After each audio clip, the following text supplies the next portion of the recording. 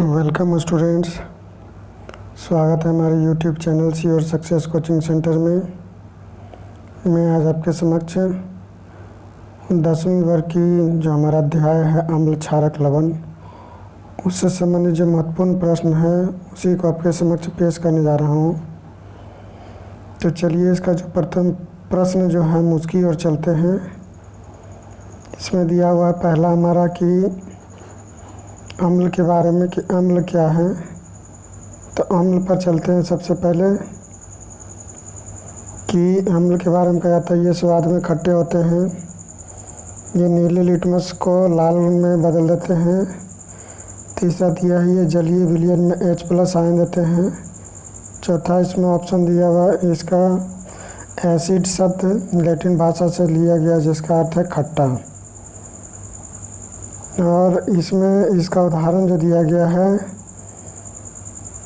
कि प्रबल अम्ल हाइड्रोक्लोरिक अम्ल, सल्फ्यूरिक अम्ल, नाइट्रिक अम्ल। दुर्बल अम्ल मेथनोइरिया C3H3COOH, इथेनोइक अम्ल, लैक्टिक अम्ल, ऑक्जेलिक अम्ल। सांद्र अम्ल जिसमें अम्ल अधिक मात्रा में होता है जबकि जल अल्प मात्रा में होता है, उसको हम सांद्र अम्ल कहते हैं। अगला दिया गया है तनु अम्ल जिसमें अम्ल कम मात्रा में या अल्प मात्रा में होता है जबकि जल अधिक मात्रा में होता है। अगला पॉइंट दिया है क्षारक कि क्षारक किसे कहते हैं। तो क्षारक का परिभाषा इसमें दिया गया। क्षारक क्या है? ये स्वाद में कड़वे होते हैं, ये लाल लिटमस को नीले में बदल देते हैं, ये जलीय विलयन में हाइड्रोक्सिल आयन देते हैं। इसका उदाहरण दिया गया है सोडियम हाइड्रोक्साइड, पोटेशियम हाइड्रोक्साइड और कैल्शियम हाइड्रोक्साइड।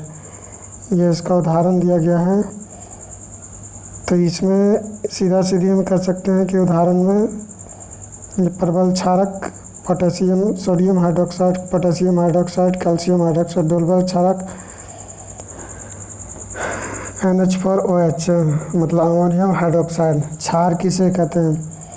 जल में घुलनशील क्षारक को क्षार कहते हैं, जैसे NaOH, KOH, MgOH का होल 2। लवण क्या है? लवण अम्ल व क्षारक की परस्पर अभिक्रिया से प्राप्त होता है। उदाहरण NaCl, KCl, sodium chloride, potassium chloride. अगला पॉइंट हमारा दिया गया है कि सूचक या इंडिकेटर क्या है। सूचक किसी दिए गए विलयन में अम्ल या क्षारक की उपस्थिति दर्शाता है। इसका रंग या अम्लीय या क्षारक माध्यम में बदल जाता है, अम्लीय या क्षारकीय माध्यम में बदल जाता है। इसमें दिया गया है कि क्षारक सूचक के प्रकार। तो सूचक का प्रकार दिया गया है। तो सूचक के प्रकार में हम सीधा लिख सकते हैं कि सूचक के प्रकार दिया है। प्राकृतिक सूचक ये पौधों में पाए जाते हैं, जैसे लिटमस, लाल पत्ता गोभी, हाइड्रेंजिया, पौधे के फूल या हल्दी। अगला दिया कृत्रिम या संश्लेषित सूचक, ये रासायनिक पदार्थ हैं, जैसे मैथिल ऑरेंज या फिनोल्फ्थेलिन। गंधीय सूचक, इन पदार्थों की गंध अम्लीय या क्षार के माध्यम में बदल जाती है, जैसे प्याज, लौंग, तेल इत्यादि।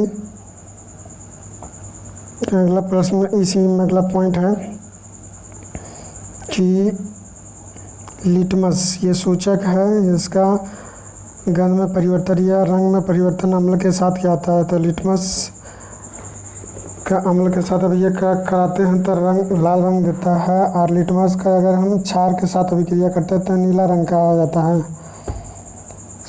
लाल पत्ता गोभी ये इसका अगर अम्ल के साथ अभिक्रिया करते हैं तो लाल हो जाता है, इसका अभिक्रिया अगर हम करते हैं क्षारक के साथ तो हरा हो जाता है। हल्दी कोई बदलाव नहीं होता और ये क्षारक के साथ लाल रंग हो जाता है। हाइड्रेंजिया का फूल का रस ये नीला रंग हो जाता है और क्षारक में गुलाबी रंग का हो जाता है। इसी प्रकार दिया फिनोल्फ्थेलिन जो कृत्रिम है, कृत्रिम सूचक। फिनोल्फ्थेलिन ये रंगीन होता है और क्षारक के साथ गुलाबी रंग देता है। मैथिल ऑरेंज अम्ल के साथ लाल रंग देता है और क्षारक के साथ पीला रंग देता है। इसके साथ अलावा दिया गया गंधीय सूचक, प्याज का रस तीक्ष्ण गंध वाला होता है, अम्ल के साथ तीक्ष्ण बहुत खराब गंध देता है, क्षारक में कोई गंध नहीं देता है। वैनिला इसका अम्ल के साथ गंध समान ही रहता है, क्षारक में कोई रंग गंध नहीं बनता है। लौंग का तेल, इसमें गंध समान गंध रहती है और क्षारक के साथ कोई गंध नहीं होता है। अगला पॉइंट इसका है अम्ल व क्षारों के रासायनिक गुण। तो इसका हो जाएगा धातु की अभिक्रिया अम्ल के साथ और क्षारक के साथ। तो धातु की अभिक्रिया जब लेके चलते हैं तो अम्ल के साथ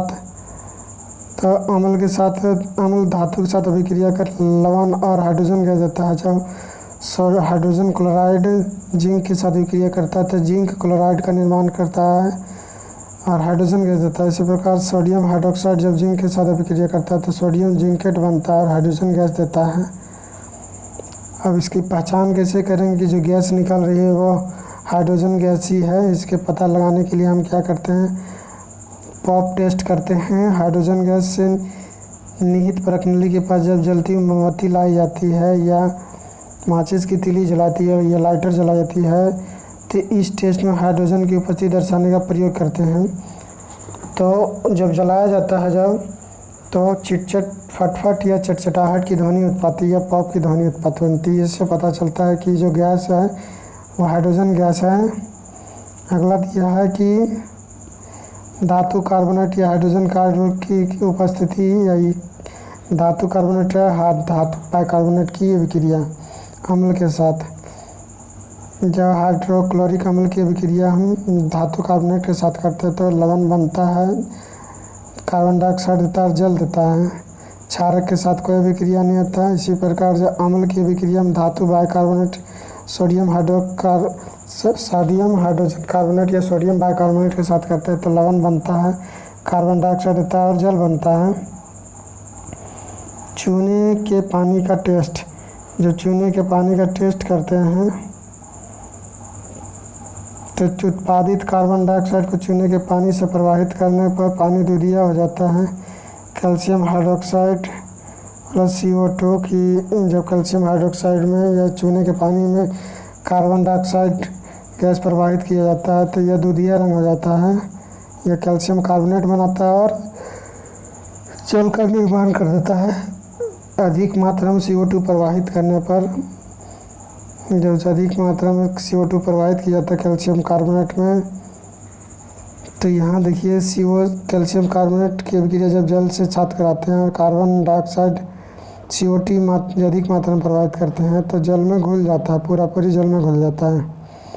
अगला दिया अम्ल एवं क्षारक की परस्पर अभिक्रिया।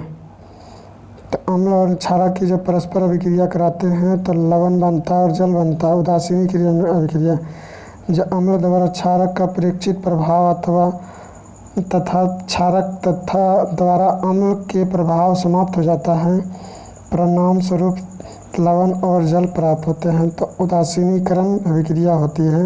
उदाहरण सोडियम हाइड्रोक्साइड की अभिक्रिया जब हम हाइड्रोक्लोरिक अम्ल के साथ कराते हैं तो सोडियम क्लोराइड और जल का निर्माण होता है। इसी प्रकार जब उदाहरण दिया गया है कि जब हम प्रबल अम्ल के साथ दुर्बल क्षारक की अभिक्रिया करते हैं तो अम्लीय लवण और जल बनता है।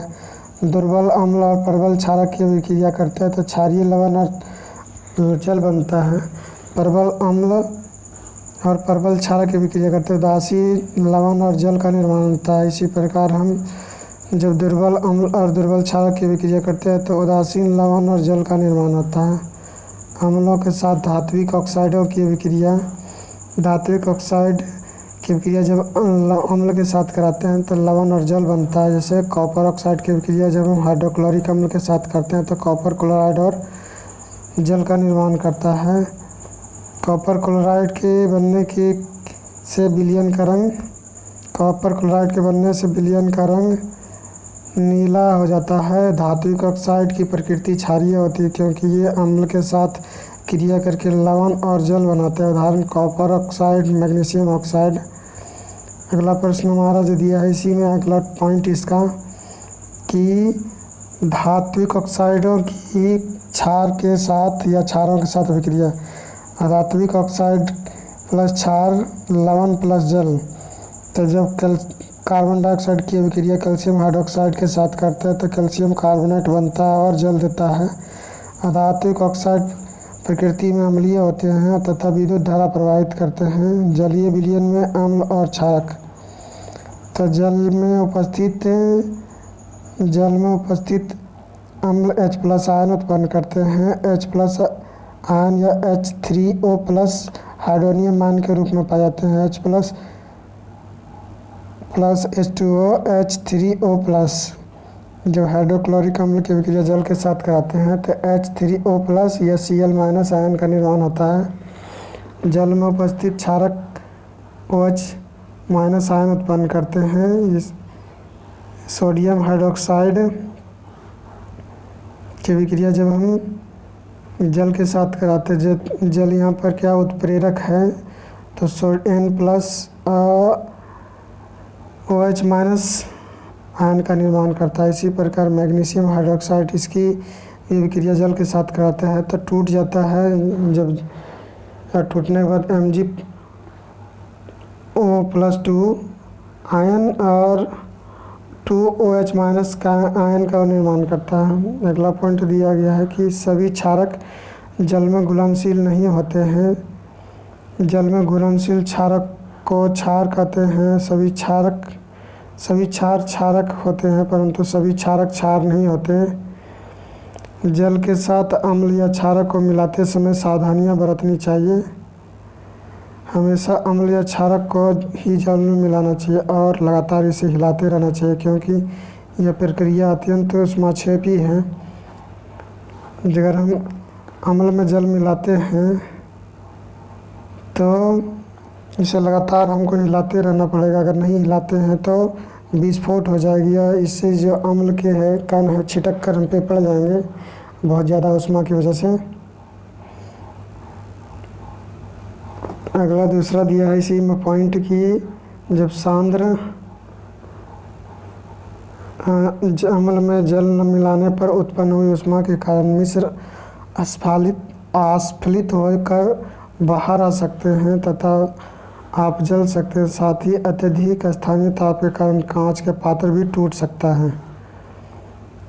अम्ल को जल में डालने से तो अम्ल को जब जल में डाला जाता है तो जल में डालने पर मिश्रण आस्फलित होकर बाहर आ सकता है या ज़्यादा गर्म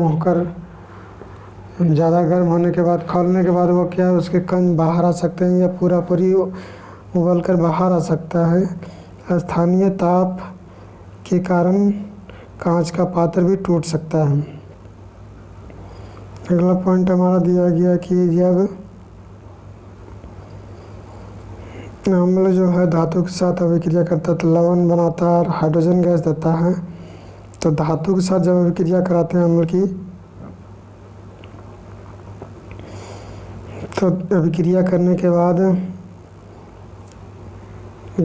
अम्ल की अभिक्रिया जब कराते हैं धातु के साथ तो ये करता है तो इसमें कह रहा है कि अम्ल की अभिक्रिया जब हम धातु बाइकार्बोनेट के साथ करते हैं तो अम्ल लवण कार्बन डाइऑक्साइड और जल बनाता है। इसी प्रकार हम अम्ल की अभिक्रिया इसमें कह रहा है कि अम्ल की अभिक्रिया हम धात्विक ऑक्साइड के साथ करते हैं तो लवण और जल बनाता है। धात्विक ऑक्साइड के साथ करते हैं या धातु के साथ करते हैं तो लवण और जल बनाता है। इसी प्रकार इसमें दिया है कि उसकी अभिक्रिया जब हम क्षारक के साथ करते हैं तो जल और लवण बनाता है। धातु कार्बोनेट के साथ करते हैं तो लवण कार्बन डाइऑक्साइड और जल का निर्माण करता है। धातु के साथ करते हैं तो लवण और जल बनाता है, लवण और हाइड्रोजन गैस देता है। इसमें दिया गया कि क्षारक के साथ अभिक्रिया करते हैं धातु की तो लवण और हाइड्रोजन गैस देता है। क्षारक की अभिक्रिया धात्विक ऑक्साइड के करते हैं तो लवण और जल बनाता है। धातु बाइकार्बोनेट के साथ करते हैं तो कोई अभिक्रिया नहीं होता है। अम्ल के साथ कराते क्षारक के तो जल और लवण बनाता है। अगला दिया है कि अगर हम धातु कार्बोनेट के साथ करते हैं तो कोई अभिक्रिया नहीं करता है। तो अम्ल व क्षारकों की समानताएं सभी अम्ल H+ आयन उत्पन्न करते हैं, सभी क्षारक OH- उत्पन्न करते हैं। ये हो गया इसकी समानताएं। जब कोई अम्ल या क्षारक जल में मिलाया जाता है तो यह तनुकृत हो जाता है। जल में मिलाने पर आयन की सांद्रता H3O+ या OH- आयन के प्रति इकाई आयतन में कमी हो जाती है। क्षार व अम्ल की प्रबलता। किसी क्षार या अम्ल की प्रबलता उसके द्वारा उत्पन्न H+ आयन या OH- आयन की संख्या पर निर्भर करती है। इसमें अब आ गया पॉइंट हमारा कि किसी अम्ल या क्षारक की प्रबलता हम एक सार्वभौमिक सूचक द्वारा ज्ञात कर सकते हैं। सार्वभौम सूचक या यूनिवर्सल इंडिकेटर क्या है? अनेक सूचकों का मिश्रण होता है। यह सूचक किसी विलयन में हाइड्रोजन आयन की विभिन्न सांद्रता के विभिन्न रंगों को प्रदर्शित करता है। इसका अगला दिया कि pH स्केल क्या है? pH स्केल को हम पोटेंज भी कहते हैं, पोसांस भी कहते हैं, जर्मन भाषा में इसको हम पावर भी कहते हैं। तो इसका परिभाषा जो हो जाएगा कि किसी विलयन में उपस्थित H+ आयन की सांद्रता ज्ञात करने के लिए एक स्केल विकसित किया गया है जिसे pH स्केल कहते हैं। pH में P है, P का अर्थ होता है पोटेंज या पोसांस, जो एक जर्मन भाषा का शब्द होता है जिसका अर्थ शक्ति होता है। अगर pH का मान 7 होता है तो उदासीन होता है, pH का मान 7 से कम होता है तो अम्लीय होता है, 7 से अधिक होता है तो क्षारीय होता है। pH स्केल में 0 से लेकर 14 तक अंक अंकित होते हैं। तो ये याद रखिए कि अम्ल जो होते हैं 2 प्रकार के होते हैं, एक दुर्बल अम्ल, एक प्रबल अम्ल। दुर्बल अम्ल में ये सब है इथेनॉइक अम्ल, कार्बोनिक अम्ल, और प्रबल अम्ल में दिया हाइड्रोक्लोरिक अम्ल, सल्फ्यूरिक अम्ल, नाइट्रिक अम्ल। दुर्बल क्षारक, प्रबल क्षारक इसी प्रकार दिया गया है। तो दुर्बल क्षार में अमोनियम हाइड्रोक्साइड, प्रबल क्षार में sodium hydroxide, potassium hydroxide, calcium hydroxide. तो इसमें आगे जो दिया गया है कि OH- आयन की मात्रा पर दुर्बल या प्रबल की मात्रा निर्भर करती है क्षारक में। इसमें दिया है कि जब pH की मान 7 से कम होता है या 7 से कम लगातार होता चला जाता है और जैसे जैसे वो 1 के नज़दीक जाता है तो 7 से जितना कम होता जाता है उसकी अम्लीयता बढ़ती जाती है, और 7 से अधिक होता है तो क्षारीयता बढ़ती जाती है, और 7 होता है तो वो उदासीन हो जाता है। तो इसमें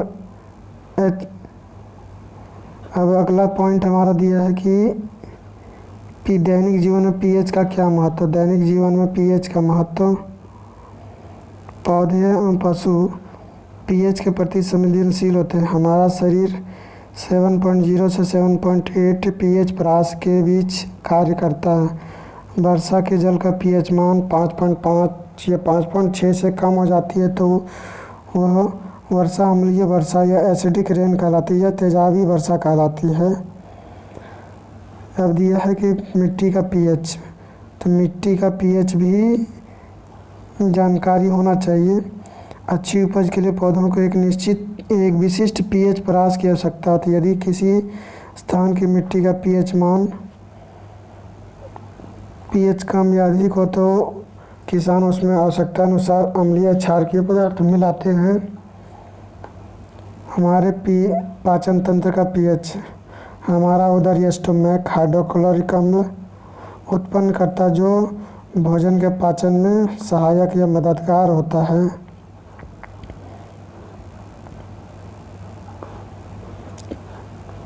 अपच की स्थिति में उदर अधिक मात्रा में अम्ल उत्पन्न करता है जिसके कारण उदर में दर्द या जलन का अनुभव होता है। इस दर्द से मुक्त होने के लिए एंटासिड जैसे क्षारकों का उपयोग किया जाता है जो अम्ल की अधिक मात्रा को उदासीन करता है, जैसे मिल्क ऑफ मैग्नीशिया। अगला दिया है कि pH परिवर्तन के कारण दंत क्षय। अगर pH के परिमाण में परिवर्तन होता है उससे दांत को नुकसान होता है। मुंह के pH का मान 5.5 से कम होने पर दांतों का क्षय प्रारंभ हो जाता है। दांतों का इनेमल या दंत बल या कैल्शियम फास्फोनेट दांत जो होता है तंतुबल्ली या इनेमल या कैल्शियम फास्फेट का बना होता है, जो कि शरीर का सबसे कठोर पदार्थ होता है। यह जल में नहीं घुलता, लेकिन मुंह की पीएच मान 5.5 से कम होने पर संक्षारित हो जाता है। क्षारकीय दंतमंजन का उपयोग करने से अम्ल की अधिकता को उदासीन किया जा सकता है। पशुओं तथा पौधों द्वारा उत्पन्न रसायनों से आत्मरक्षा। मधुमक्खी का डंक एक अम्ल छोड़ता है, जिसके कारण दर्द एवं जलन का अनुभव होता है। डंक मारे गए अंग में बेकिंग सोडा के उपयोग से आराम मिलता है। नेटल के डंक वाली बाल मेथेनोइक अम्ल छोड़ जाते हैं, जिसके कारण जलन वाले दर्द का अनुभव होता है। इसका इलाज डंक वाले स्थान पर डाक हुए पौधे की पत्ती रगड़कर किया जाता है। यह दिया है कि पीएच लवणों का लवण का पीएच, तो लवण का जो पीएच है सीधा सीधी समझ लेना होगा कि प्रबल अम्ल प्लस प्रबल क्षारक की अभिक्रिया जब कराते हैं तो उदासीन लवण बनता है, जिसका मान 7 के बराबर होता है या 7 होता है। इसी प्रकार प्रबल अम्ल और दुर्बल क्षारक को मिलाते हैं तो अम्लीय लवण बनता है, जिसका मान पीएच मान 7 से कम होता है। इसी प्रकार प्रबल क्षारक और दुर्बल अम्ल को मिलाते हैं तो क्षारकीय लवण का निर्माण होता है, जिसका पीएच मान 7 से अधिक होता है। तो आज मैंने आपके समक्ष अम्ल क्षारक इसका जो अगला पॉइंट है, अम्ल क्षारक लवण से संबंधित जो चैप्टर है उसकी जो विषय वस्तु है या टॉपिक है उसको बतला रहा हूँ। यदि अभी तक आप हमारे चैनल से नहीं जुड़े हैं तो हमारे चैनल को सब्सक्राइब कर लें और वीडियो के बेल आइकन की घंटी को प्रेस कर दें, ताकि आप तक लेटेस्ट वीडियोज़ की अपडेट्स पहुँचती रहे। आगे का जो पॉइंट है वो है साधारण नमक से रसायन। तो साधारण नमक से रसायन, तो साधारण नमक से कौन कौन सा रसायन बनता है? सोडियम हाइड्रोक्साइड, ब्लीचिंग पाउडर, विरंजक चूर, बेकिंग सोडा, धोवन सोडा, प्लास्टर ऑफ पेरिस, ये 5 रसायन बनता है इससे। तो सोडियम हाइड्रोक्साइड जो है, सोडियम हाइड्रोक्साइड के जलीय विलयन से विद्युत धारा प्रवाहित करने पर यह वियोजित होकर सोडियम हाइड्रोक्साइड उत्पन्न करता है। इस प्रक्रिया को हम क्लोर क्षार अभिक्रिया कहते हैं। जैसे सोडियम क्लोराइड की अभिक्रिया जब जल से करते हैं तो सोडियम हाइड्रोक्साइड का निर्माण होता है और क्लोरीन गैस उत्पन्न करता है और हाइड्रोजन गैस भी उत्पन्न करता है। एनोड पर क्लोरीन गैस और कैथोड पर हाइड्रोजन गैस। कैथोड के पास NOH का विलयन बनता है। इसका उपयोग क्या करेंगे, किन चीज़ों में करेंगे? तो इसका उपयोग हम H2 ईंधन मार्गरीन के रूप में, क्लोरीन की जल की स्वच्छता PVC या CFC के लिए करेंगे। HCl का उपयोग हम हाइड्रोक्लोरिक अम्ल का इस्पात की सफाई या औषधि दवा बनाने के लिए। सोडियम हाइड्रोक्साइड वस्तुओं से, धातुओं से ग्रीस हटाने के लिए, साबुन या कागज़ बनाने के लिए। क्लोरीन प्लस NaOH का अभिक्रिया कराते हैं तो विरंजक चूर्ण बनता है, जो घरेलू विरंजन या वस्त्र के विरंजन के लिए, वस्त्र का जो दाग है उसको हटाने के लिए भी हम इसका इस्तेमाल कर सकते हैं। अगला दिया विरंजक चूर्ण या ब्लीचिंग पाउडर क्या है? तो विरंजक शुष्क बुझे हुए चूने या कैल्शियम हाइड्रोक्साइड पर क्लोरीन की क्रिया से विरंजक चूर्ण का निर्माण होता है। जिसे कैल्शियम हाइड्रोक्साइड की अभिक्रिया जब क्लोरीन गैस के साथ करते हैं तो कैल्शियम ऑक्सीक्लोराइड का निर्माण होता है और जल देता है। उपयोग कहाँ करेंगे? वस्त्र उद्योग में, सूती व लिनन के विरंजन के लिए। दूसरा दिया कागज़ की फैक्ट्री में लकड़ी की मज्जा के विरंजन के लिए। तीसरा दिया रासायनिक उद्योगों में एक अपचायक के रूप में। चौथा दिया है पीने वाले जल को रोगाणुओं से मुक्त करने के लिए रोगाणुनाशक के रूप में। बेकिंग सोडा या खाने वाला सोडा, तो जो सोडियम क्लोराइड की अभिक्रिया जल के साथ कराते हैं और H2O, CO2 और NH3 के साथ कराते हैं तो सोडियम क्लोराइड, अमोनियम क्लोराइड और सोडियम बाइकार्बोनेट बनता है, जिसको हम बेकिंग सोडा कहते हैं।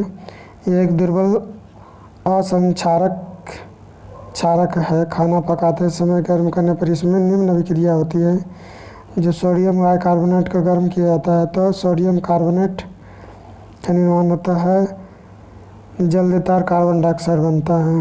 अगला जो इसका भाग दिया गया है, अगला भाग हमारा इसका है उपयोग बेकिंग पाउडर बनाने में या बेकिंग सोडा बनाने या टार्ट्रिक अम्ल बनाने में। इसका इस अभिक्रिया से उत्पन्न CO2 के कारण पावरोटी या केक में खमीर उठ जाता है। इससे यह मुलायम या एवं स्पंजी हो जाता है। यह एक एंटासिड या प्रति अम्ल का संघटक है। इसका उपयोग सोडा अम्ल या अग्निशमन में किया जाता है। धोवन soda sodium carbonate Na2CO3 × 10:2O। तो सोडियम कार्बोनेट के पुनः क्रिस्टलीकरण से धातु धोने का सोडा प्राप्त होता है। यह एक क्षारकीय प्लवन होता है। सोडियम कार्बोनेट की अभिक्रिया जब हम जल के साथ करते हैं तो सोडियम Na2CO3 × 10:2O का निर्माण होता है, धोवन सोडा का निर्माण। उपयोग कहाँ करेंगे? इसका उपयोग कांच, साबुन एवं कागज उद्योग होता है। इसका उपयोग बोरेक्स के उत्पादन में होता है। इसका उपयोग घरों में साफ सफाई के लिए होता है। जल की स्थायी कठोरता को हटाने के लिए इसका उपयोग होता है। अगला पॉइंट दिया है कि plaster of Paris CaSO4 × 1/2H2O calcium sulphate semi hydrate. Gypsum को जब 373 केल्विन पर गर्म किया जाता है तो यह जल के अणुओं को त्याग कर कैल्शियम सेमी हाइड्रेट या कैल्शियम सल्फेट अर्धहाइड्रेट POP बनाता है। यह एक सफ़ेद चूर्ण है जो जल में मिलने पर पुनः जिप्सम बनकर ठोस पदार्थ देता है। यहाँ दिया गया है इसका अभिक्रिया कि कैल्शियम सल्फेट की अभिक्रिया जब हम CaSO4 × 1/2H2O की अभिक्रिया जब हम 3/2H2O के साथ कराते हैं तो कैल्शियम सल्फेट या जिप्सम का निर्माण होता है। इसका उपयोग कहाँ पे करेंगे? इसका उपयोग होता है प्लास्टर ऑफ पेरिस के रूप में। यह प्लास्टर ऑफ पेरिस का उपयोग टूटी हुई हड्डियों को सही जगह पर स्थिर रखने में किया जाता है, या इसका उपयोग खिलौना बनाने, सजावट का सामान बनाने के लिए किया जाता है। इसका उपयोग सतह को चिकना करने के लिए भी किया जाता है। क्रिस्टलन का जल लवण के एक सूत्र इकाई में जल के निश्चित अणुओं की संख्या को क्रिस्टलन का जल कहते हैं। उदाहरण दिया गया है इसमें, जैसे कैल्शियम सल्फेट CaSO4 × 5H2O में क्रिस्टलन के जल के 5 अणु हैं।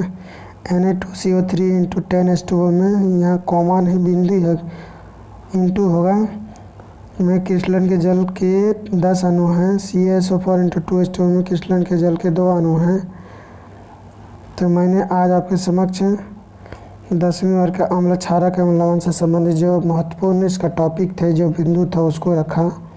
आने वाले दिनों में और भी इस संबंधित जो प्रश्न हैं, जो चैप्टर हैं, उसका जो सारांश हैं उसको रखा जाएगा।